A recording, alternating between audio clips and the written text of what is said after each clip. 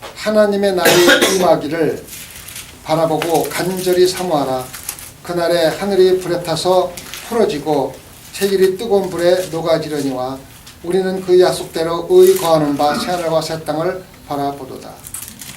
하나님의 날이 임하기를. 하나님의 날은 무엇을 의미합니까? 여기서 예수님의 재림이죠, 그죠? 어떤 데서는 주의 날, 어떤 데서는 여호와의 날, 어떤 데서는 하나님의 날이라고 쓰여 있습니다. 그 모두가 예수님이 재림하시는 날을 말하는 것입니다. 재림하는 날을 바라보고, 이 바라보고라는 단어가 굉장히 중요합니다.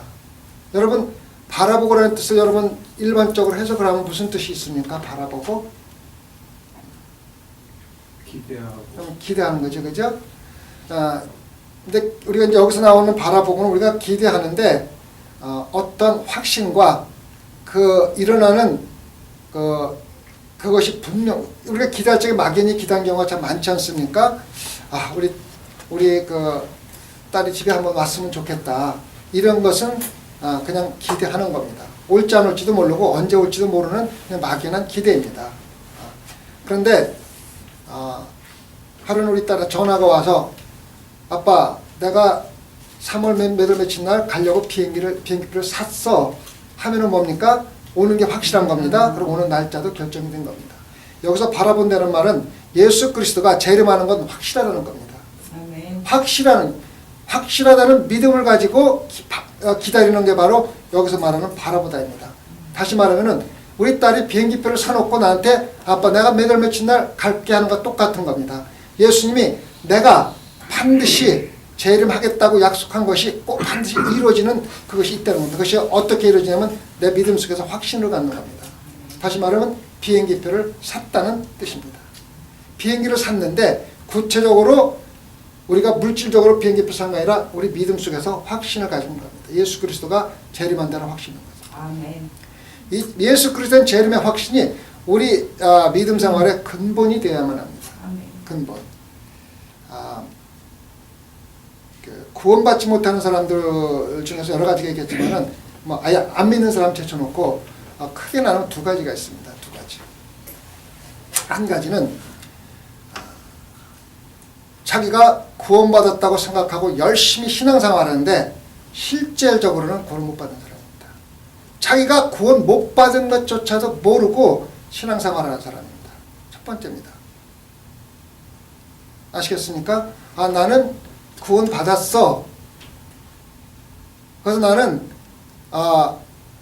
신앙생활을 하면서 구원받았다고 확신을 가지고 신앙생활을 하지만은 실질적으로 하나님이 볼 적에나 목회자가 볼 적에 영적으로 저는 구원받지 못한 사람들이 한 가지입니다.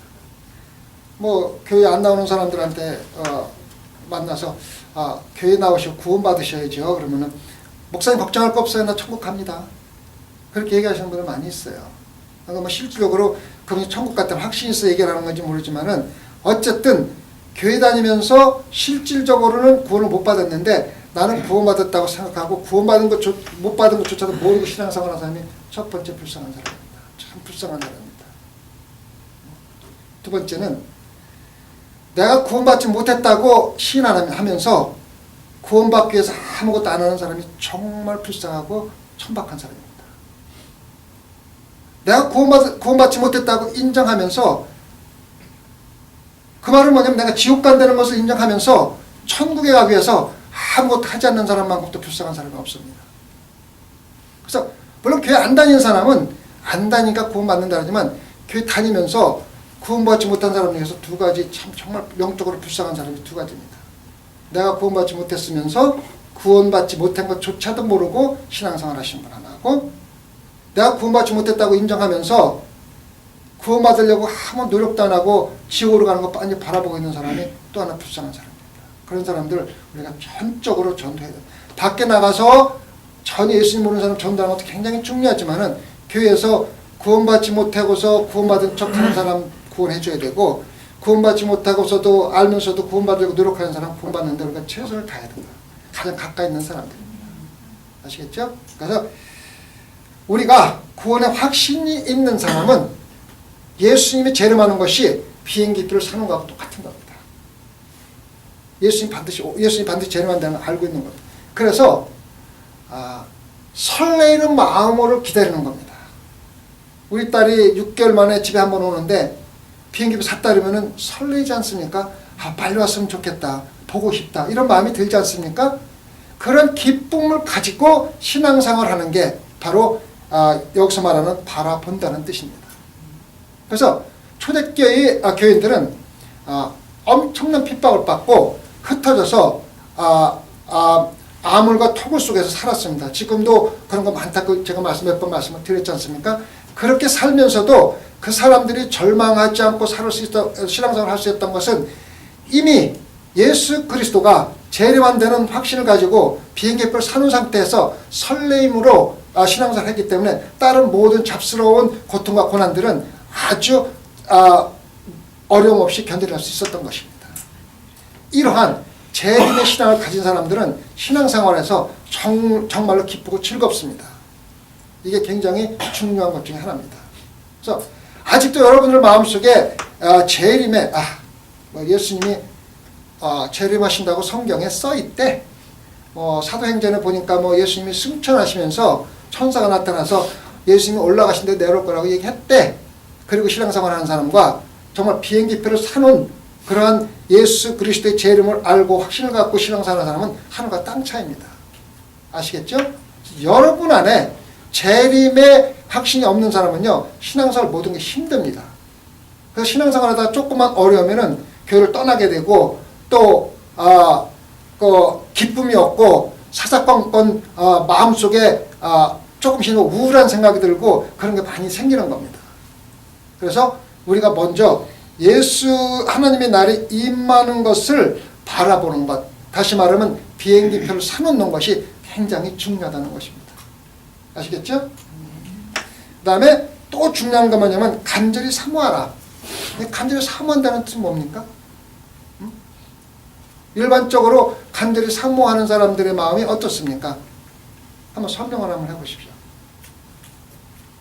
자, 이것을 이해하기 위해서는 예수님이 아직 이렇게 안 오는 이유가 뭡니까? 왜 이렇게 더디 오시는 겁니까?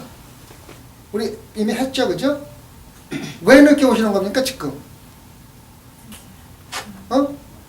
모든 사람들이 죄를 회개하고 구원받을 때까지 기다리는 겁니다.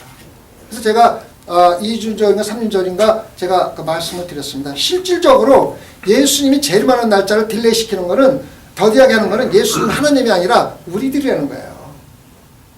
우리가 구원받지 못했기 때문에 예수님이 인내심까지 기다리는 거지, 우리가 지금 다 구원받고 예수 잘 믿으면요 당장 오신다는 거예요. 하나님 말씀하신 게 그거예요. 무슨 얘기인지 아시겠죠? 그래서 간절히 사모한다는 것은 예수님이 빨리 오실 수 있도록 우리가 빨리 회개하고 빨리 예수 그리스도를 영접할 준비를 하고, 또 그렇게 하지 못한 사람을 전도해가지고 예수님이 올 수 있는 조건을 만들어 주려고 노력하는 게 간절히 사모한다는 뜻입니다. 그냥 앉아서 기다리는 게 아니라, 왜 예수님 안 오세요? 왜 예수님 재림 안 하셔? 왜 예수님이 이렇게 늦게 와? 불평하고 앉아있는 게 아니라 예수님이 오실 조건을 만들어 놓고 놓으려고 노력하는 것이 바로 간절히 사모한다는 뜻이 거기 담겨 있는 겁니다. 아시겠습니까? 그래서 우리가 예수님이 더디 오신다고 불평하지 말고 예수님이 오시는 조건을 만들어 드려야 되는 거예요. 그래야 예수님이 빨리. 그래서 저는 전주에 극단적으로 얘기를 했습니다. 예수님의 재림 날짜는 하나님이 결정하는 거 아니라 우리가 결정한다고 제가 말씀을 드린 이유가 바로 거기에 있는 겁니다. 우리가 준비만 되면은 기쁘게 예수님이 당장 오시겠다는 거예요. 아멘. 그래서 간절히 사모한다는 그 뜻 속에는 영적으로 우리가 준비를 하고 있어야만 된다는 뜻입니다. 그럼 어떻게 준비합니까? 우리가? 첫째는 우리가 기도를 해야만 합니다.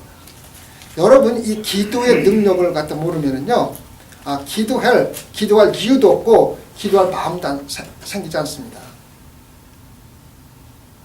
기도하라고 목사님 매일 그러니까는 내가 내일 그 내일 설교 제목 뭔지 아십니까? 잘 모르겠죠.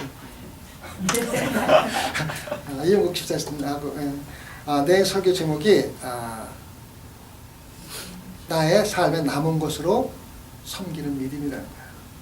내가 할 거 다 하고 쓸 거 다 쓰고 먹을 거 다 먹고 남는 것으로 예수님을 섬기는 그런 믿음에 대해서 제가 말씀을 드릴 겁니다.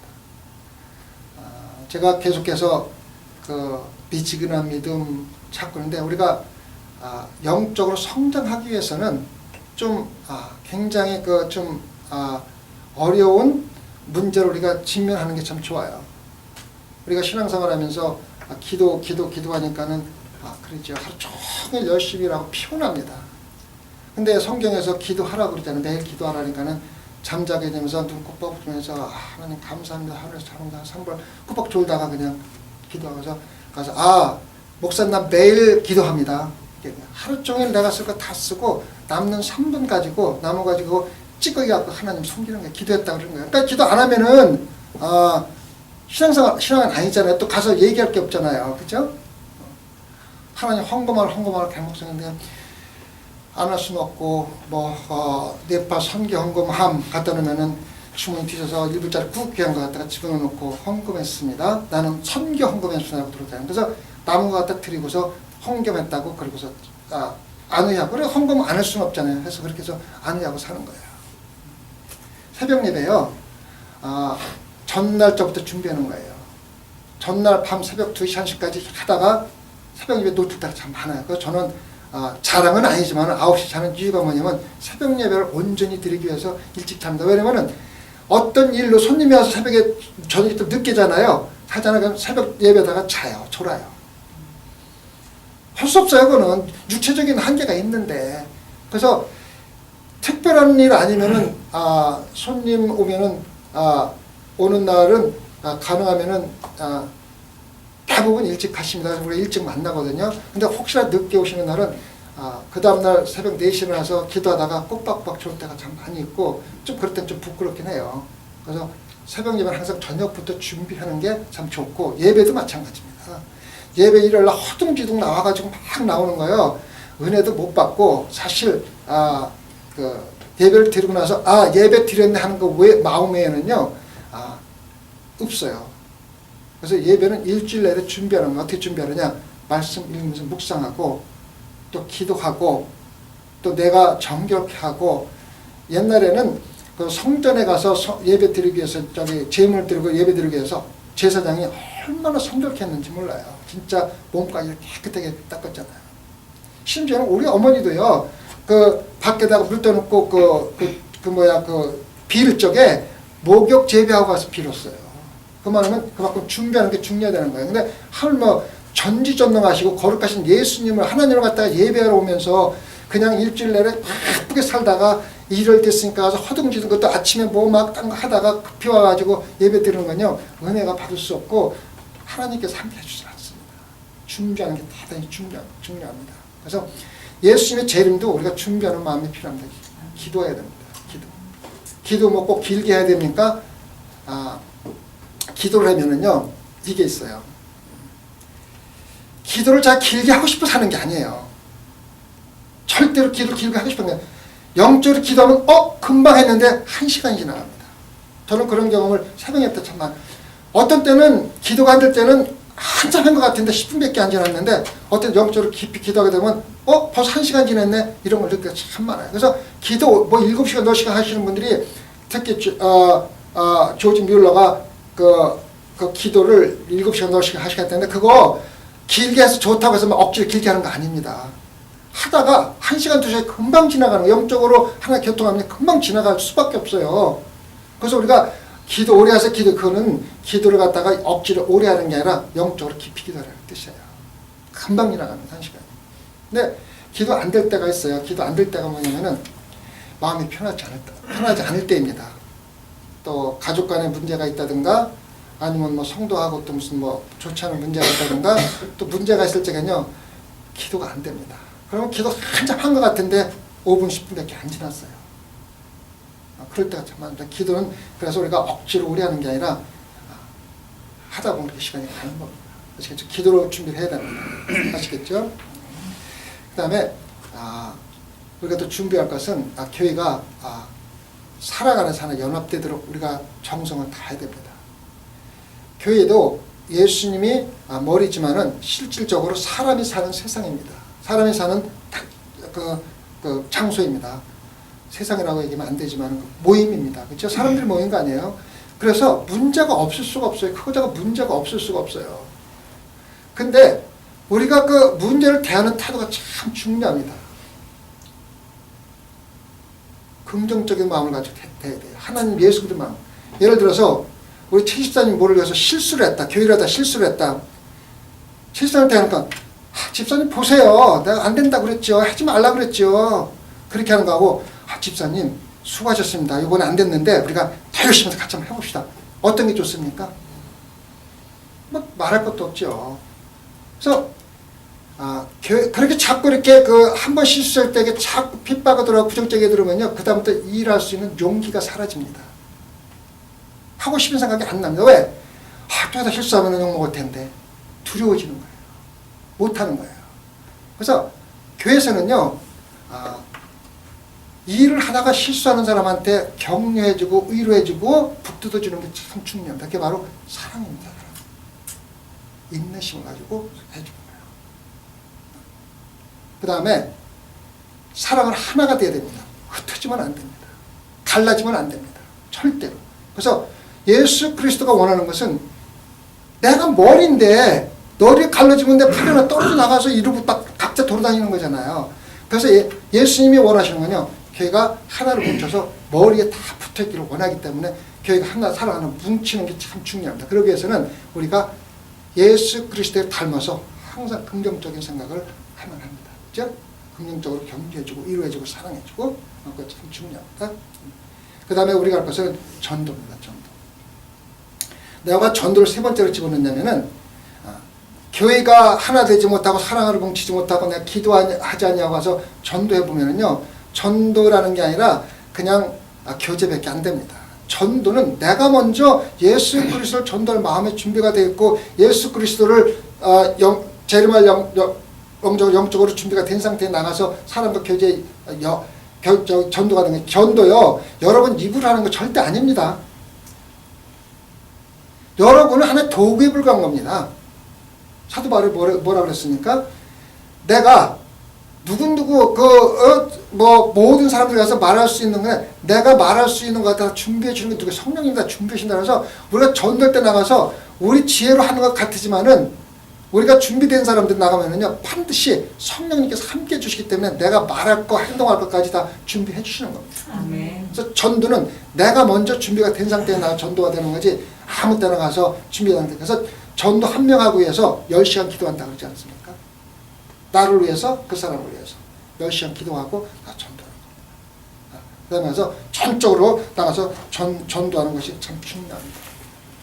그 다음에 우리가 거룩한 삶을 살아야만 합니다. 지난주에 나왔죠. 천국은 의의 나라라고 했어요. 의의 나라. 거룩한 사람이 사는 나라. 그래서 우리 삶 속에서 우리가 거룩할 수 없기 때문에 우리가 어떻게 하는 겁니까? 예수 그리스도를 믿는 겁니다. 그래서 예수 그리스도를 믿는 믿음으로 거룩함을 칭함을 받는 겁니다. 그 다음에 그날에 예수 그리스도가 재림하는 날에 하늘이 불에 타서 풀어지고 체질이 뜨거운 불에 녹아지려니와 이 말은 무슨 몇 번 나왔죠? 여기에 굉장히 중요한 영적인 의미가 들어있습니다. 예수님은 왜 전지전능하신 분이 구태여 지금 있는 땅과 하늘 다 태워버리시지 않고서도 새나라 새 땅을 이룰 수 있는데 왜 하필이면은 완전히 다 태워버리고 태워버리시고 새 땅을 새나라 했을까 하는 생각을 제가 묵상하면서 참 많이 해봤거든요. 근데 거기에 굉장히 심오한 하나님의 뜻이 들어있더라고요. 우리는 거듭난다는 뜻은 우리가 우리 자신 옛 것을 완전히 태워버리고 없애지 않으면 거듭날 수 없다는 영적인 의미가 들어있습니다. 옛 것 다 가지고 거듭날 수가 없다는 거예요. 그래서 어떤 사람이 그럽니다. 신앙생활하다가 화를 막 냅니다. 그래서 뭐라 그러면 목사님 나는 원래 성질이 급해서 그래요. 그거요 변명이에요. 옛 것 다 죽이지 못했기 때문에 그래요. 완전히 불때서 녹아갖고 버려야만 됩니다. 그게 거듭날 수 있는 첫 번째 조건이지 옛 것 다 가지고 그냥 조금 변하는 건요 노아의 심판에 불과합니다. 결국 노아 심판 후에 어떻게 됐습니까? 다 제가 다시 살아났잖아요. 그러니까 여러분들이 옛것을 완전히 불에 타 죽이지 않고서 그냥 조금 좋은 사람이 되면은요, 옛 본성이 그대로 드러나가지고 또 타락합니다. 무슨 얘기인지 아시겠죠? 거듭난다는 뜻은요, 옛것을 완전히 불에 태워서 뜨거운 불에 녹아져서 완전히 없애버려야만이 영적으로 새로 태어나서는 영적인 거기에 의미가 들어있는 거예요. 신앙생활을요, 내가 조금 좋은 사람, 조금 착한 사람 되기 위해서 신앙생활하는 거 아닙니다. 옛것을 완전히 버리고 새롭게 태어나서 하나님과 함께 되기 위해서 살아나는 겁니다. 지금 요한계시록 21장에 보면은요, 천국에 대해서 그 새하늘과 새 땅에서 설명을 합니다. 새하늘과 새 땅에는 어떤 나라냐 꼭 설명했는데, 거기서 첫 번째 요한계시록 22절에서 보면은 뭐라고 나왔냐면, 하나님이 직접 우리가 손잡고 함께 하시고, 하나님이 직접 우리의 눈물을 닦아주시고, 하나님이 직접 내 생명을 연장시켜주고, 하나님이 직접 하는 겁니다. 왜 13절에 의의 거하는 바, 의로운 사람은 누구밖에 없다 했습니까? 우리는 의롭다 칭함받은 거지, 의로운 분은 하나님밖에 없습니다. 새하늘과 새 땅은 하나님이 거하시기 때문에 의의 거하시는 바라고 쓰여 있는 겁니다. 그냥 의롭다고 쓰여 있는 게 아니라 의의 거하신 바. 누가 거하신 바? 의로우신 분은 이 세상에 하나뿐인데, 하나님뿐이 없는데, 하나님이 계시는 분이 바로 새하늘과 새 땅이며, 하나님이 직접 내 눈물을 닦아주고 나를 위로해 주시고 병이 없이 해주고 모든 것을 완벽하게 해주는 게 바로 새하늘과 새 땅입니다. 그렇게 되기 위해서 우리가 옛것을 완전히 버리지 않고서는 할 수 없다는 겁니다. 신앙인이 된다는 건요, 조금 착한 사람이 된다는 거 아닙니다. 조금 착한 사람이 되려면은요, 우리가 맹자 공자 조금 읽어보고, 또 훌륭한 사람 서적 조금 읽어보면은 조금 훌륭한 절제하는 삶을 살 수 있는 능력이 참 많이 있습니다. 도덕적으로.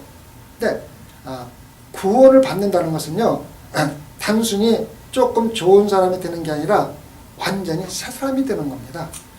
세상 사람이 천국의 사람이 되고, 옛것을 완전히 불태워버리고, 나는 내가 옛날에는 성질이 급했는데, 옛날에는 이러했었는데 그런 단어를 더 이상 안 쓰는 겁니다.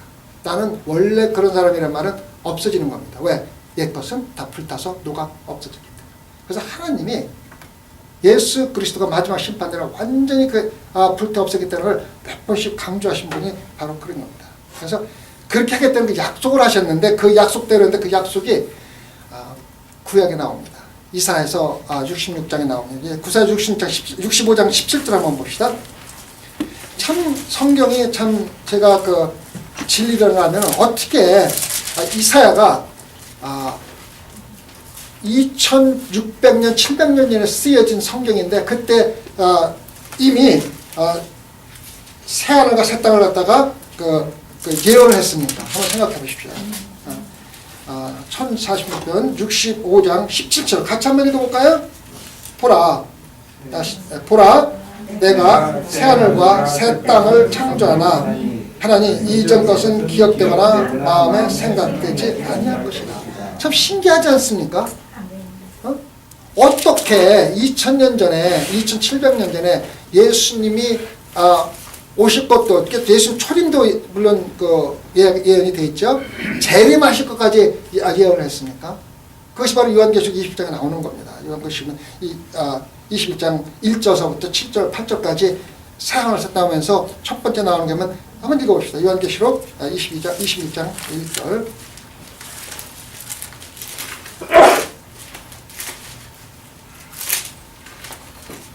(21장 1절) 421편 21장 1절입니다. 같이 한번 읽어볼까요? 또 내가 새하늘과 새 땅을 보니 처음 하늘과 처음 땅은 없어졌고 바다도 다시 있지 않는다더라. 이사야가 쓴 거하고 2700년 후에 사도 요한이 하나님의 환상을 본 거 똑같은 거예요. 이 말은 뭐냐면은 예수님이 재림한다시는 말은 그냥 누가 만드는 얘기가 아니에요. 이거는 하나님이 2000몇 년 전에 이미 예언을 하셨고, 또 2000년 전에 또 사도 요한을 통해서 또 보여주셨고, 또 예수님이 승천하시면서 천사를 통해서 예언하신 예언입니다. 그래서 이거는 반드시 이루어집니다. 반드시 이루어집니다. 예수님이 재림 안에 여러분의 신앙의 소망이 있어야만 합니다. 바라보면서 야, 예수님이 오시는 게 티켓 사셨대? 빨리 오셨으면 좋겠네. 이런 마음을 가지고 기도하고, 또 교회에서 하나 되고 전도하고, 또 나를 거룩하게 함으로써 예수님이 더디지 않고 빨리 올 수 있도록 우리가 준비를 좀 해드리도록 하겠습니다.